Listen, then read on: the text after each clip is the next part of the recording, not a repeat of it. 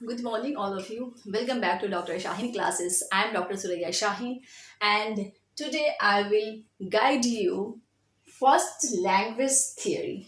ये first language theory जो है आपको लैंग्वेज एंड पेडागोजी में पढ़ना होता है, जो कि आपके यूजीसी नेट जेआरएफ के सिलेबस में पढ़ने होते हैं। ठीक है, तो आपको लैंग्वेज एंड पेडागोजी में जो फर्स्ट लैंग्वेज थियरी है, इसमें कई सारे थियरीज को पढ़ने होते हैं और उसका जो डेवलपर्स हैं थियरी के, उनके नाम कई बार एग्जाम में पूछे जाते हैं। कई बार उस थियरी के बारे में पूछा जाता है आपसे ऑप्शन दे करके, और कई बार जो है आपको कुछ ऐसे अंदर से क्वेश्चंस पूछे जाते हैं उस थियरी के अंदर से कि बनाना थोड़ा सा मुश्किल हो जाता है। ठीक है, तो ऐसे ही मैं आपको सारे जो थियरीज हैं फर्स्ट लैंग्वेज थियरी का, वो मैं आपको एक एक करके सारे थियरीज को एक ही क्लास में मैं डील करूंगी। ठीक है, तो चलिए बिना देर के मैं स्टार्ट करती हूँ फर्स्ट थियरी से। जो फर्स्ट लैंग्वेज थियरी का फर्स्ट थियरी है वो है बाओ वाओ थियरी। ओके, बाओ wow theory here, so the बाओ wow theory is also called cuckoo theory, है ना।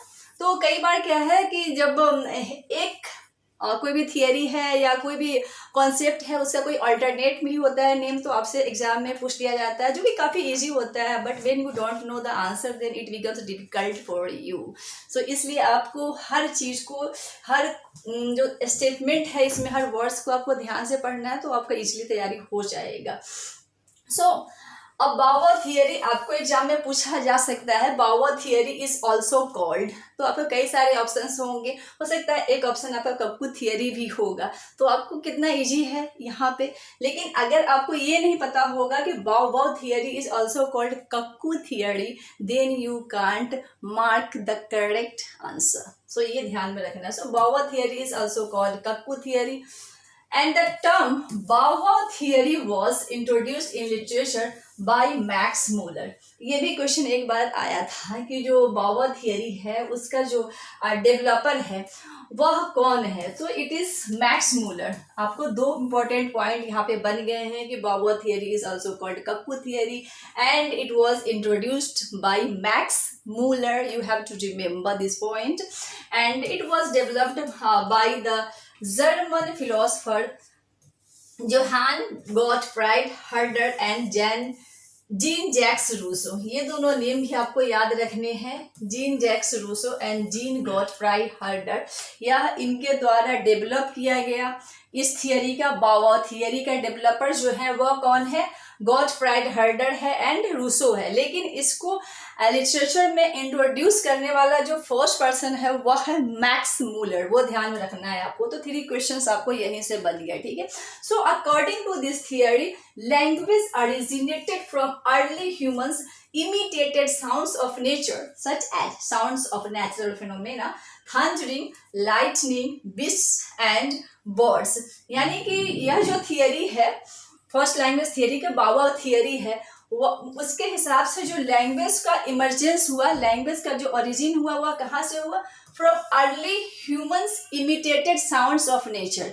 यानी कि जो ह्यूमंस थे, अर्ली ह्यूमंस जो भी थे, जो प्राचीन एंशिएंट ह्यूमंस, तो वो क्या करते थे, they imitated the sounds of nature. जो भी नेचर का जो साउंड्स होता था, they use to imitate the sounds of the nature such as thundering, lightning and so many things, and also the sounds of the animals and beasts, birds etc. उनके sounds को वो copy करते थे। तो वहां से लैंग्वेज का emergence हुआ। ठीक है, ये चीज आपको ध्यान में रखना है। So according to this theory, the first words were onomatopoeic. यानी कि ओनोमोटोपोइक जो होता है कि कोई भी जो वर्ड का जो साउंड होता है उसके एक्शन को इमिटेट करता है। ठीक है, so that is onomatopoeia which mimic the sound they heard in the natural environment. वही जो मैं आपको भी बताई हूँ, यानी कि जो मिमिक करता था किसको, साउंड को, जो कि वो हर्ड करते थे नेचुरल एनवायरमेंट में, उसको मिमिक करते थे। यानी कि जो अर्ली ह्यूमंस थे, what did they do, the early humans imitated the natural sounds from the natural environments like thundering, lightning and sounds of the animals, birds, beasts, etc. And in this way, when they imitated the sounds, it created the language. it created the words. Okay, so this theory is also called the natural sound theory. यानी इस theory को natural sound theory भी कहा जाता है. So we have so many questions here. First, Bauer theory is also called Kaku theory. Next, who introduced this term in literature? Third question here, Rousseau and Gottfried Herder, they developed this theory. And the fourth question here, you have that how this theory emerged. So this theory emerged from the natural sounds from the natural environments like thundering and lightning and sounds of the beasts, birds, etc. So what is last ultimately here? So this theory is also called the natural sound theory. यानी कि इस theory को natural sound भी theory भी कहते हैं, कपू theory भी कहते हैं. So this is Bauer theory. तो आपका एक theory यहाँ पे complete होता है. Next is here. I see here which one is next. Next one is here you he theory. Next is here this one you he who theory. So this theory was proposed by Sir Edward Burnett Taylor in 1871. यानी कि Edward बर्नेट ने इस थियरी को, ये भी first language theory है, लेकिन फर्स्ट लैंग्वेज थियरी के अंदर में ये थियरी आता है ही वो थियरी. और इसका जो प्रपोज जो किए हैं वो है सर एडवर्ड बर्नेट और 1871 में इन्होंने किया है. So according to this theory, language emerged from when people collectively produced rhythmic chants or groans during physical labor such as howling logs. The sound is produced. Language emerged from muscular efforts resulting in sound. So this theory is also called or known as yo हीब ho theory. यानी कि इस theory का भी आपका second name है. यानी कि यो ही हो थियरी को हम यो हीब हो थियरी के नाम से भी जानते हैं. इसका जो प्रपोज किए हैं वो सर एडवर्ड बर्नेट है, जो कि 1871 में किए हैं. सो ये एक्चुअली थियरी होता क्या है? सो इसके हिसाब से, इस थियरी के हिसाब से, language emerged when people collectively produced rhythmic chants, okay, और groans during physical labour such as hauling logs. यानी कि जो लैंग्वेज है वो कहाँ से इमर्ज हुआ? यानी कि जब लोग कलेक्टिवली एक साथ कुछ भी रिदमिक चैंट्स करते हैं और ग्रोन्स या किसी भी काम करने के लिए काफ़ी एफर्ट लगाना पड़ता है, जिसकी वजह से वो जैसे कुछ कराहने की आवाज़ निकलती है. और ड्यूरिंग फिजिकल लेबर यानी कि एक साथ कई लोग मिलकर किसी काम को करते हैं और वहाँ से जो आवाज़ आती है उसे हम ये हो थियरी के नाम से जानते हैं. और यहाँ से लैंग्वेज जो है इमर्ज होता है.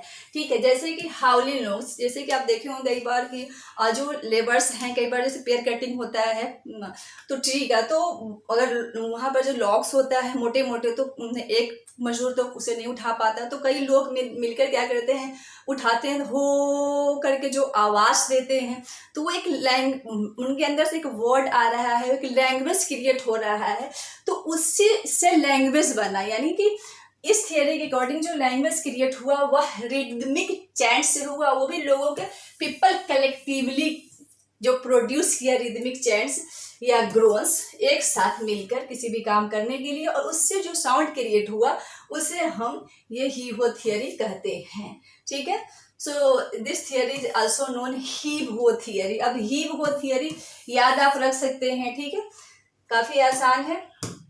अब हम देखते हैं आपका जो है डिंग डोंग थियरी हमें पढ़ना है. ठीक है, डिंग डोंग थियरी हम पढ़े नहीं है अभी. अब देखिए डिंग डोंग थियरी क्या है. This theory was proposed by historical linguist Max Muller who believed the origin of language with human evolution. So ding dong theory is also known as theory of the sound symbolism. यानी कि ding dong theory को sound symbolism के नाम से भी जानते हैं. और इसको प्रपोज किसने किया था डिंग डोंग थियरी को? तो मैक्स मुलर ने ही किया था. तो इस थियरी के हिसाब से क्या है कि he believes that the origin of language with human evolution, यानी ह्यूमन इवोल्यूशन के साथ जो है वो लैंग्वेज का ओरिजिन हुआ. Okay, So this theory states that language originated from a natural inherent connection between sounds and their meanings, as the primitive humans possessed an instinctive ability to create specific sounds on experiencing the external phenomena, and they named according to the qualities sounds of the objects. For example, like a bell making a ding dong sounds for its particular action. यानी कि इस theory के according, डिंग dong theory के according जो है, जो language का evolution हुआ है, इमरजेंस हुआ है, वह ह्यूमन इवोल्यूशन के साथ हुआ। और कैसे हुआ कि जब जो अर्ली ह्यूमंस जो होते हैं वह क्या करते थे कि वह नेचुरल जो साउंड होता था उसको कॉपी करते थे और वहाँ से लैंग्वेज का ओरिजिन होता है, ठीक है। सो वहाँ पर जो वर्ड होता है, इस थियरी के अकॉर्डिंग जो वर्ड होता है, वर्ड का जो साउंड होता है वह उसके एक्शन को इमिटेट करता है, ठीक है। जैसे like a bell making, a ding dong, आपको डिंग डोंग साउंड जो है आपके इसके एक्शन को इमिटेट करता है, राइट, साउंड। तो यह आपका हो गया, यहाँ से एक लैंग्वेज बन जाता है। यानी कि साउंड से, किसी भी वर्ड का जो साउंड होता है उसके साउंड से जो आपका लैंग्वेज बनता है, that is what this theory says कि it imitates the action of or the sound of the words. Okay, अब हम नेक्स्ट थियरी देखते हैं। Next theory is here Popo theory. According to this theory, the first words in human language originated from unintentional vocalizations, expressing emotional interjections and exclamations of pain, pleasure, surprise, etc., producing the word ouch for the pain or wow for the surprise. So the Poo-Poo theory was first proposed by Charles Darwin. ये important point है आपका इस theory के लिए। Poo-Poo theory का जो propose करने वाले हैं वह चार्ल्स डार्विन है। ये important point है, that you should keep in the mind. And then what this theory says that, this theory says that the first words in human language originated from unintentional vocalization. यानी कि जब इंसान का जो unintentional vocalization या exclamation या कोई भी expression से या पेन से जो वर्ड निकलते हैं unintentional, उससे लैंग्वेज क्रिएट हुआ, ठीक है। ये थियरी कहता है। जैसे कि exclamation of pain, pleasure, surprise etcetera, यानी कि जब इंसान किसी पेन में हो या प्लेजर में हो या सरप्राइज में हो, जैसे किसी को एक कोई तकलीफ होती है और एकाएक से कोई आवाज़ निकल जाती है, या कोई सरप्राइज वाली कुछ होती है, या फिर प्लेजर जब इंसान खुश होता है तो उस टाइम कोई आवाज़ अगर निकलती है तो वह आपको वहाँ से एक लैंग्वेज क्रिएट होता है, ठीक है। जैसे अब कोई पेन में है, तकलीफ में है, आउच आवाज़ निकल गई, तो ये एक लैंग्वेज क्रिएट हुआ, ठीक है। पेन में है तो आउच क्रिएट हुआ।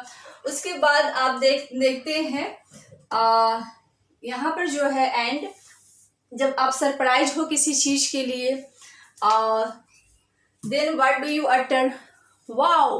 तो ये जो वर्ड्स होता है ये आपको लैंग्वेज देता है, ठीक है। यानी कि सरप्राइज में या पेन में या प्लेजर में अनइंटेंशनल वे से एकाएक से आपके अंदर कुछ भी वर्ड्स निकल जाते हैं और उसे एक्सप्रेस करने के लिए, तो उससे जो लैंग्वेज बनते हैं वो यह थियरी कहता है, पोपो थियरी, कि वह एक लैंग्वेज बनाता है, ठीक है।